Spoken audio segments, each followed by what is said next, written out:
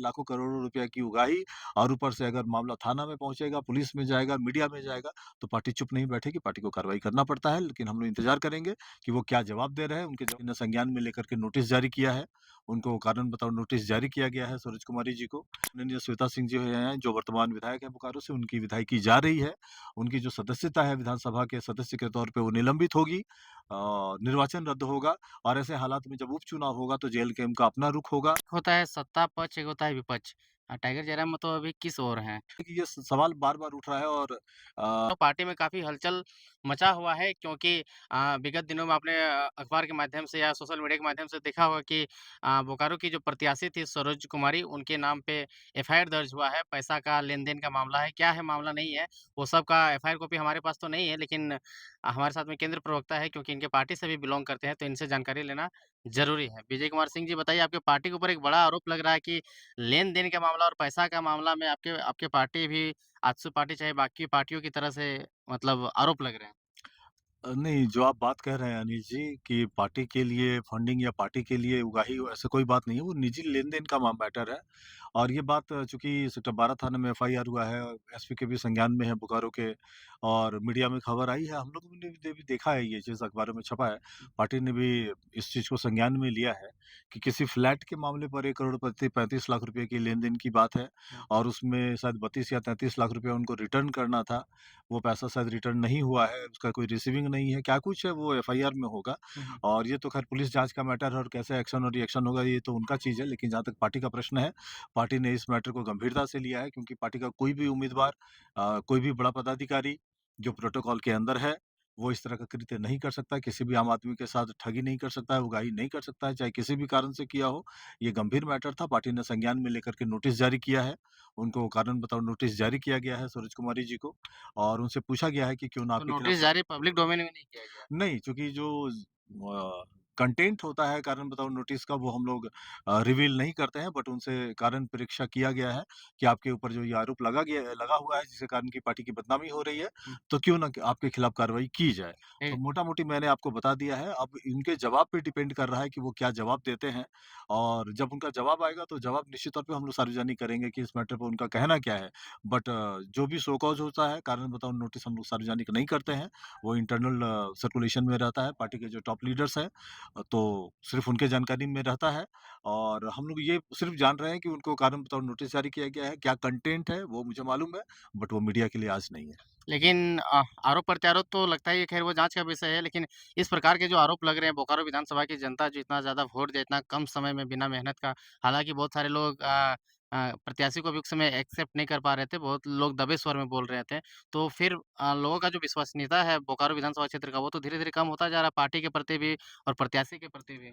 निश्चित तौर पर इस तरह के प्रकरण के बाद धक्का तो लगता ही है और पार्टी को नुकसान होता है। पार्टी का जो केंद्रीय नेतृत्व है टाइगर ज़ारा महतो की जो छवि है वो भी खंडित होती है और हमको लग रहा है कि जो लोग हैं और जो इस तरह का काम कर रहे हैं, चाहे कि जिस भी रीज़न से कर रहे हों, तो हमको लग रहा है कि थोड़ा उनको भी संयम बरतना चाहिए, ख़ास करके आर्थिक लेन-देन के मैटर पर, चाहे वो जिस भी धंधे से जुड़े हों। उनके किसी भी काम से पार्टी की छवि को नुकसान नहीं पहुँचना चाहिए। लेकिन अगर आप किसी के साथ अगर लेन-देन में हैं, अगर वो मैटर अगर थाने में पहुँच रहा है, प्रेस में अगर जा रहा है और आप पार्टी से जुड़े हुए हैं, तो निश्चित तौर पर पार्टी की छवि को नुकसान होता है और आपने जो कहा है कि उनके उम्मीदवारी के टाइम में विरोध जी, हुआ था। तो दबे देखिए स्वर। बहुत सारी सीटों पर ऐसा हुआ है और ये कोई नई बात नहीं है राजनीति में, लोग करते हैं एक-दूसरे का विरोध और महत्वाकांक्षा सबके अंदर है और जिस ढंग का हालात उस वक़्त बना था, तो सब लोगों ने मिलकर के उनको टिकट दिया था और संसदीय बोर्ड के मुहर लगने के बाद टिकट दिया गया था। इसलिए एक बार टिकट मिल जाने के बाद विरोध का कोई कारण रह नहीं जाता है, लोगों को स्वीकार करना चाहिए। हालाँकि सभी पार्टियों में ये है, ये जेल कैम्प में नहीं है कि किसी लेकिन भी आप कहते उम्मीदवार हैं कि हमारा पार्टी बाकी पार्टियों से अलग है, हम लोग गरीब पार्टी हैं, हम लोग फेयर पार्टी हैं, हम लोग करप्ट लोगों को नहीं रखते हैं। जिस प्रकार से आपने पहले एक्टिविटी करके दिखाया, बेरोज़गार पनेश्वर को हटाया, बाकी लोगों को हटाया, उस प्रकार की एक्टिविटी से तो ल दिखने में दूर से तो लगता है कि ठीक है, लेकिन इंटरनली इस प्रकार का न्यूज़ आ रहा है नहीं और डे ठीक बाय है, डे आ रहा है। आप रामगढ़ के प्रत्याशी परेशर महतो जी का नाम ले रहे हैं, आज उनकी क्या स्थिति है? हुँ। उनके खिलाफ भी जाँच हुआ, जाँच रिपोर्ट आई और उनको केंद्रीय अध्यक्ष के लेटर पैड से 3 महीने के लिए सस्पेंड कर दिया गया है। ठीक है? और उसपे क्या आर्थिक लेन-देन का और आर्थिक भ्रष्टाचार का आरोप था क्या? उनके ऊपर आरोप था नैतिकता का। उन्होंने सोशल मीडिया उनका एक ऑडियो वायरल हुआ था जिसमें वो क पार्टी के ही पदाधिकारी हैं युवा मोर्चा के, उनके साथ गाली-गलौच का भी वीडियो वायरल हुआ था। जी, एक ऑडियो वायरल हुआ था, उसी के आधार पर उन पे कार्रवाई हुई है। जी। बट ये चूँकि आर्थिक लेन-देन का मैटर है, ये ज़्यादा गंभीर विषय है, इसलिए उनका पक्ष जानना ज़रूरी है। इसलिए सरोज कुमारी जी को जो पूर्व प्रत्याशी हैं बोकारो से, उनको नोटिस जारी किया गया है, उनसे पूछा गया है।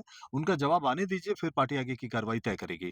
लेकिन इतना मैं ज़रूर कह देता हूँ कि इस तरह का जो आचरण है, वो अनएक्सेप्टेबल है, लाखों करोड़ों रुपया की उगाही और ऊपर से अगर मामला थाना में पहुँचेगा, पुलिस में जाएगा, मीडिया में जाएगा, तो पार्टी चुप नहीं बैठेगी, पार्टी को कार्रवाई करना पड़ता है। लेकिन हम लोग इंतज़ार करेंगे कि वो क्या जवाब दे रहे हैं, उनके जवाब से अगर पार्टी संतुष्ट नहीं होगी, तो निश्चित तौर पर उनके निलंबन या निष्कासन की कार्रवाई हो सकती है। लेकिन ये डिपेंड करेगा, उनका जवाब क्या आता है। लेकिन जिस प्रकार से बोकारो में प्रकरण चल रहा है और चाय की टपरी में हो गया, चाहे बोकारो की गलियों में ये चर्चा हमेशा चलता है कि बोकारो में उपचुनाव होगा और बहुत सारे लोग इंटरनली वेट कर रहे हैं कि उपचुनाव हो और तैयारी भी कर रहे हैं। नहीं, निश्चित तौर पे हमको ऐसे लग में रहा है आपका तैयारी कहाँ है? नहीं, नहीं, अब आपने 2-3 सवाल को मिला कर के पूछा है, तो मैं आपको बता जी, देता हूँ कि जो संभावित उपचुनाव है बोकारो में, जी, जो राज्य चुनाव आयुक्त के रवि कुमार जी ने केंद्रीय चुनाव आयोग को जो रिपोर्ट भेजी है, उस रिपोर्ट को जो अखबारों में छपा है, उसका सारा डिटेल है, उसके आधार पर हम लोग भी ये मान कर के चल रहे हैं कि जो माननीय श्वेता सिंह जी हैं, जो वर्तमान विधायक हैं बोकारो से, उनकी विधायकी जा रही है। उनकी जो सदस्यता है विधानसभा के सदस्य के तौर पे वो निलंबित होगी। निर्वाचन रद्द होगा और ऐसे हालात में जब उपचुनाव होगा तो जेल कैंप का अपना रुख होगा। रही बात चुनाव लड़ने को लेकर के कि पार्टी क्या करने जा रही है, नहीं करने जा रही है, तो समय आने पर हम लोग इसको रिवील करेंगे। लेकिन इतना आपसे ज़रूर हम अनिल जी कहना चाहेंगे कि बोकारो में अगर उपचुनाव हुआ तो बोकारो का विधायक कौन होगा ये जेल कैंप तय करेगा। ये जेल कैंप की राजनीति तय करेगी। पिछली बार हम लोगों ने न सिर्फ बोकारो में जबकि इसके अलावा बहुत सारी सीटों में बगल के चंदन कियारी को देख लीजिए, बहुत सारी सीटों में हम लोगों ने समीकरण बदला है और बदल के हम लोगों ने दिखाया है। तो एक कड़वा अनुभव भी रहा है टाइगर ज़रा महतो जी का और श्वेता सिंह प्रकरण सबको पता है ये बात। तो उपचुनाव होने दीजिए, सारा हिसाब हम लोग बराबर करेंगे। आपने समीकरण बदला इसलिए शायद डीसी ऑफिस के बाहर लड़ाई-झगड़ा होता है और आप काउंटर केस भी करते हैं। तो अभी केस का क्या स्टेटस है? किस प्रकार से अभी चल रहा है? देखिए जो माननीय विधायक हैं उनके और 2 समर्थकों और 2 अज्ञात लोगों के ऊपर केस हुआ है हुँ, और ये माननीय विधायक डुमरी के जयराम महतो जी ने केस किया है और निश्चित तौर पे जो तरीका उनका विरोध का रहा है वो अनएक्सेप्टेबल था हुँ। और गाड़ी का जो नंबर प्लेट तोड़ा गया और जिस ढंग से धक्का-मुक्की हुई थी, वो स्वीकार्य नहीं है एक चुने हुए प्रतिनिधि के रूप में और हमको लग रहा है कि तब वो जो बोल रही थी कि ये मेरा क्षेत्र है, मेरा बोकारो है, अब चुनाव आयोग के रुख पे डिपेंड करेगा कि ये बोकारो उनका कब तक रहेगा। हमको लग रहा है कि बहुत जल्द जो वो बोल रही थी कि ये मेरा क्षेत्र है और मेरा बोकारो है, वो अतीत की बात हो जाएगी। और डबल आइडेंटिटी को आप लोग किस प्रकार से देख रहे हैं? ये ऑफ़ेंस है, ये नहीं होना चाहिए। 4-4 3-3 voter I card, 2-2 pan card और 3,70,000 से ज़्यादा बोकारो स्टील का आउटस्टैंडिंग है, ड्यूज़ है, 3-3 क्वार्टर है।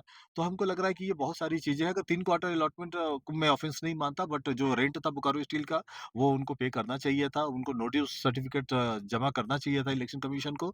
उनके जो अटॉर्नी रहे हैं, जो एडवोकेट रहे हैं हुँ। या स्वयं ये चूँकि ये दबंग महिला भी रही हैं, डोमिनेटिंग नेचर है इनका, हो सकता है कि अपने वकील को भी डाँटी हो। उनको भी बोली होगी कि जो मैं अपडेट कर रही हूँ, आप उसी को अपडेट करें, तो हो सकता है उनका वकील भी चुप रह गया हो। सही एडवाइस देने के बावजूद भी वो सही काम ना कर पाया हो। हुँ। तो कहीं न कहीं तथ्यों को छुपाने का आरोप इनके ऊपर लगा है, वो लगभग प्रमाणित हो रहा है, जो रिपोर्ट के रवि कुमार जी ने भेजा है केंद्रीय चुनाव आयोग को। तो हमको लग रहा है कि बोकारो में इनके लिए समय उम्मीद है उपचुनाव होगा बोकारो में? मुझे तो लग रहा है कि बोकारो उपचुनाव की ओर बढ़ रहा है। जी। बाकी आपकी पार्टी किस प्रकार से तैयारी कर रही है? क्योंकि आपने आंदोलन किया, विधायक बना लिए, उसके बाद किस प्रकार से तैयारी कर रहे हैं या फिर बस विधायक बन के तो शांत हो जाना है? नहीं, आपको पता है कल आप भी रांची में थे और जिस ढंग से हम लोग स्थानीय नीति को लेकर के 1932 को लेकर के या फिर जो आपका लास्ट सर्विस सेटलमेंट के आधार पे स्थानीय नीति बना करके उसके ऊपर नियोजन की बात हम लोग कर रहे हैं, पलायन को लेकर बात कर रहे हैं, विस्थापन को लेकर बात कर रहे हैं। नीति अपंगता की शिकार जो झारखंड है उसको लेकर के हम लोग बात कर रहे हैं। कल चूँकि राज्यपाल महोदय रांची में थे नहीं तो उनकी अनुपस्थिति में उनके कार्यालय को हम लोगों ने ज्ञापन सौंपा है। बाद में राज्यपाल महोदय से भी बातचीत हुई है पार्टी की।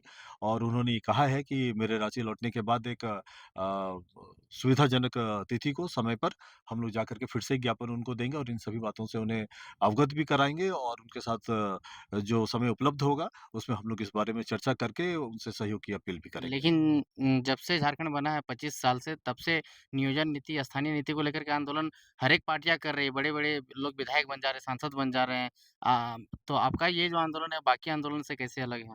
देखिए, सबसे बड़ी बात कि आप किस पार्टी की बात कर रहे हैं और हम लोग की पार्टी को आप उससे जेएमएम हो कैसे गया, रिलेट कर आजसू रहे हैं। हो गया, सभी तो बत्तीस की आप बात एक बात करते हैं मैं और कह रहा हूँ आंदोलन करते कि हैं। झारखंड मुक्ति मोर्चा बार-बार इसको मैनिफेस्टो में डालती है और वो 1932 को लेकर के स्थानीय नीति के बारे में वो बार-बार संकल्प दोहराती है। लेकिन उनका मन, वचन और कर्म में एकरूपता नहीं है। वो बोलते क्या है, लिखते क्या है, इसका असर या इसका जो परीक्षा है वो इस पे डिपेंड करता है कि उनका आचरण क्या है। हुँ, आप अगर स्थानीय नीति को लेकर के जिस संकल्प के साथ 85 का कट ऑफ रघुवर सरकार लेकर के आई थी, आप उसी संकल्प के साथ आप और पीछे जाकर के लास्ट सर्विस सेटलमेंट को आप तिथि बना सकते थे। झारखंड के आदिवासियों और मूलवासियों को आप राहत दे सकते थे। बट झारखंड मुक्ति मोर्चा का गठबंधन आरजेडी के साथ है, इसका गठबंधन कांग्रेस के साथ है। तो जो इच्छा शक्ति झारखंड मुक्ति मोर्चा की है, तो जो उनका बायाँ हाथ और दायाँ हाथ जो इन दोनों पार्टियों ने पकड़ के रखा हुआ है, हुँ। तो ज़ाहिर है कि जेएम के लोग काम नहीं कर पाएँगे। वो लाख प्रो झारखंड पॉलिसी बनाने का दम भरते रहें या नाटक करते रहें, वो झारखंड के लोगों के हित में, यहाँ के आदिवासियों या मूलवासियों के हित में, वो पूरे झारखंड पॉलिसी बनाने में कामयाब कभी नहीं हो पाएँगे। यही कारण है कि हम लोग की पार्टी किसी पे डिपेंड नहीं करती है, स्वतंत्र राजनीति हम लोग करते हैं।